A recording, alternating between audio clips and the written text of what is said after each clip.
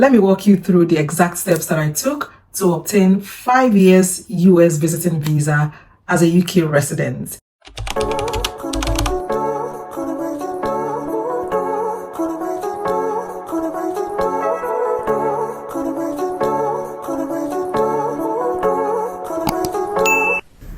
What's this?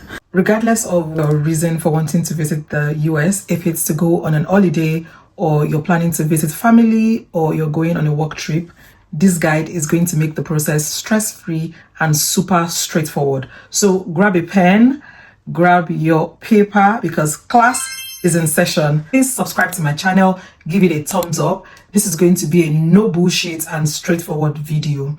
Let's dive into the video. Quick disclaimer before we get into the video.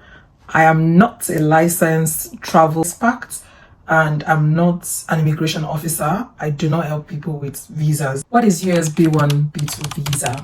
This visa covers tourism, business trips, and family visits. The validity of the B1, B2 visa is between 5 to 10 years, depending on your nationality. I'm a Nigerian living in the UK, so I got 5 years validity on my visa. What I'm going to cover in this video is 1, step-by-step application process. Number 2, I'm going to cover the documents that you need. I would also give a little tips on how to ace your interview whilst sharing my own experience at the embassy. If you're enjoying this video, please give me a huge thumbs up and also subscribe to my channel. This encourages me to do more videos like this. Let's get into the step-by-step visa application process. The first thing you're going to do is to fill out your DS-160.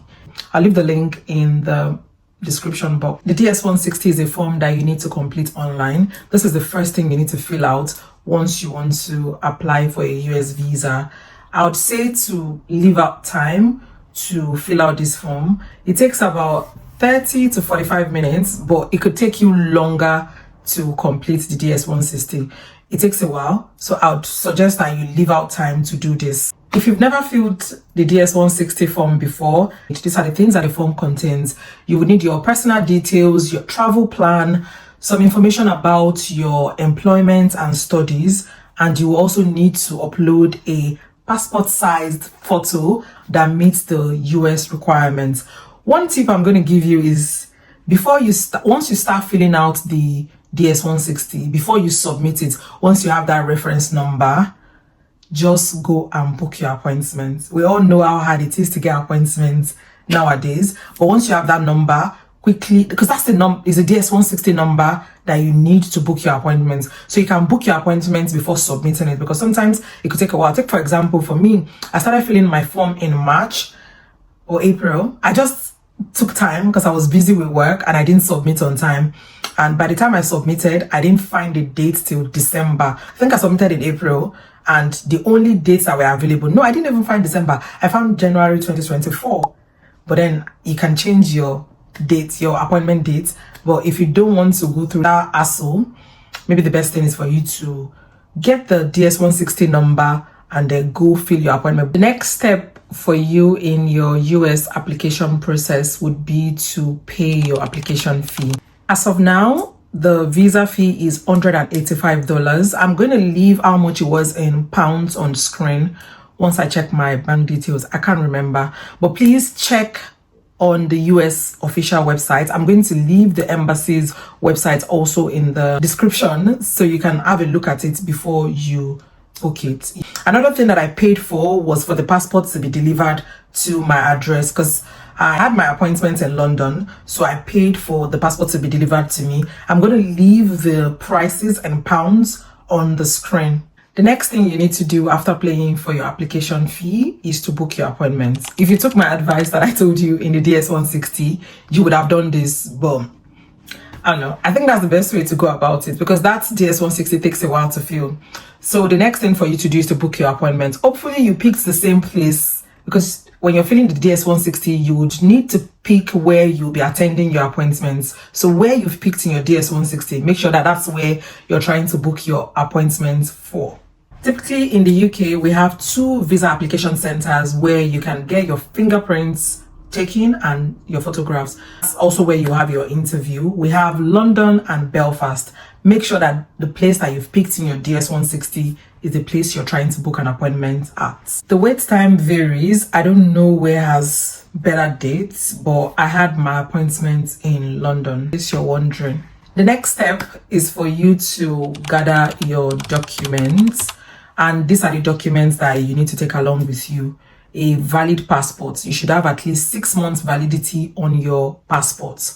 You also need a printed copy of your DS160 confirmation page. This one, they're going to ask you for it at the embassy. Once you get there and you're in line waiting to get in, someone will be going around trying to find out if you have your DS160 confirmation page. If you do not have it, they will not let you in. Apart from this, you also need your travel itinerary. You need your other supporting documents that you can use to support that you live in the UK, you have an employment. So I would say if you're a student, get a letter from your school. If you are working, get letter from your employer to show that you're working there.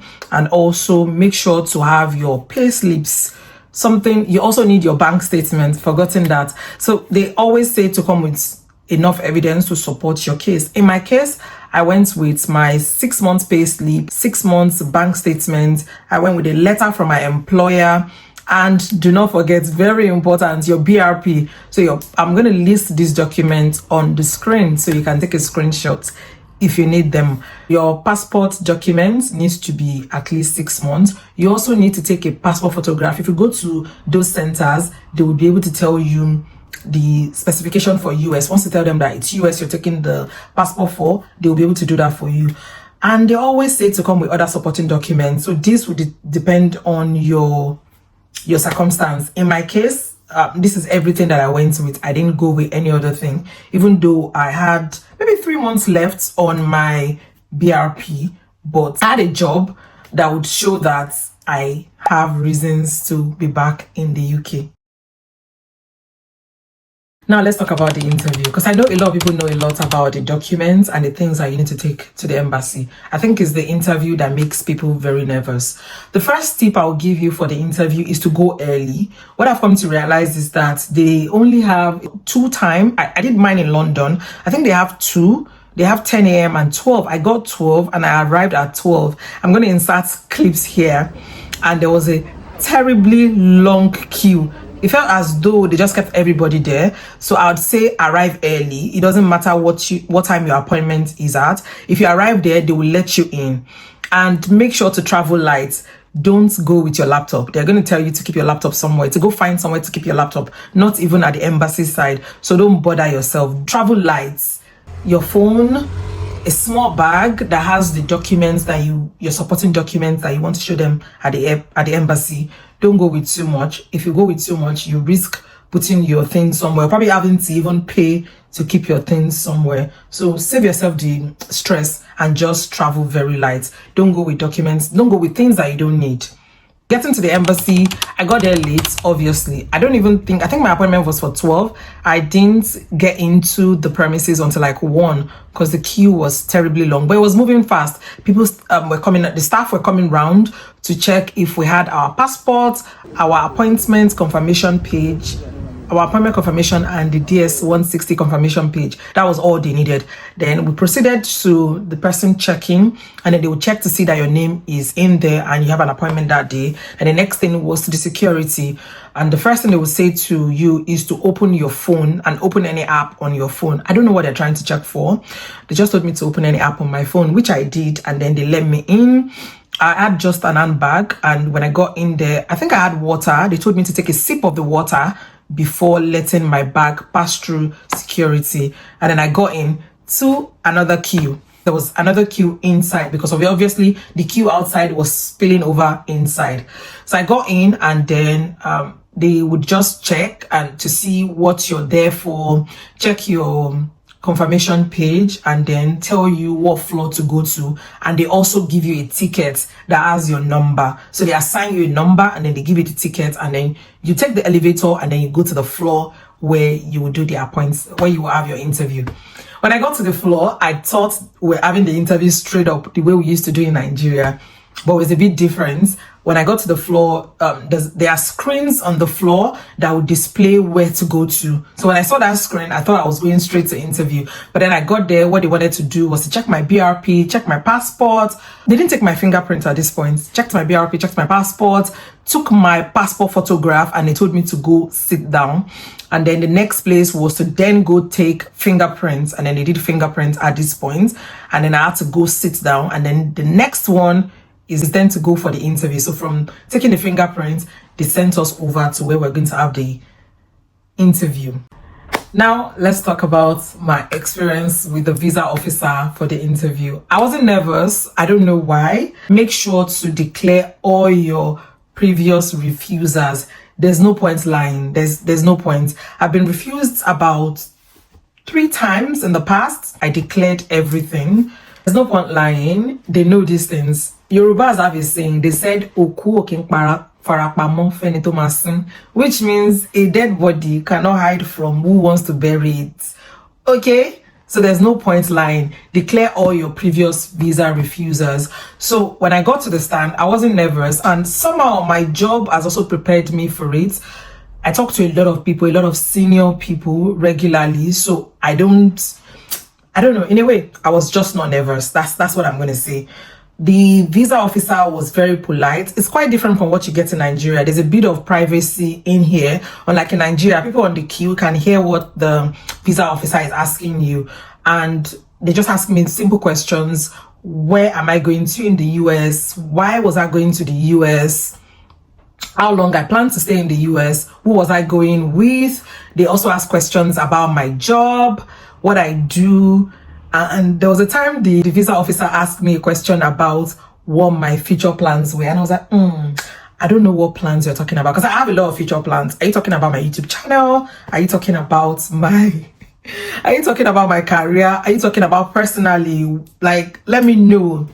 And don't be afraid to ask questions if you don't understand what the question is. So what I did was to ask further questions. I was like, oh, what exactly are you getting at? Like, what do you mean by what are my future plans? And then he sort of mentioned to me that the future plan he was trying to know was about my job. Obviously, because my visa was expiring in a couple of months. My UK visa, the visa I was currently on, would expire in a couple of months. So he just wanted to know. And then what I just told him straight up was, oh, these are the plans I have. I love my job. I'm doing great at my job.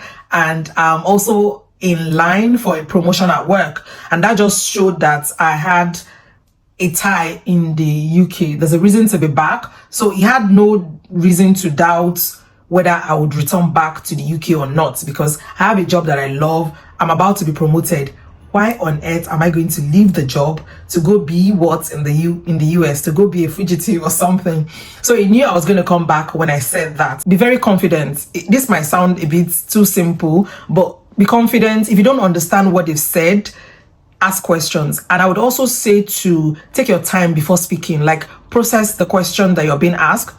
If you want me to do an in-depth video on the questions that I was asked, everything, because mine took a while. I met someone that I know on the line when I was going in for the interview, and she was out in like 5 minutes. Mine took a while because I was traveling with my partner, and then there were questions about that. But typically, I'll just tell you, listen attentively. If you don't understand, ask questions, and also take your time, process the question before you answer. If you can do all of this, I can guarantee you. I can't guarantee you, but I think it would better your chance at getting the visa. If you have plans to be in the US at a particular time, like you have something you want to do, just apply early. Dates get snatched up very fast, so you want to apply early to avoid stories that touch. And you could also use that trick that I said earlier. Before you submit your DS-160, start looking for your dates, because you already know that you're going. Okay? And if you enjoyed this video, give me a thumbs up. Please like this video, subscribe to my channel, and share with your friends and family. Share with anyone that you know will be going to the US very soon and would need this video. But if you have any other thing, any other question, leave it in the comments. I will be answering all of your questions. Yeah, that's everything, and that's my experience in my US visa in the UK. Let me know if you have any more questions. If there are any things that you want me to answer for you, I'll be more than willing to answer those questions for you. And I'll see you in my next one. Bye.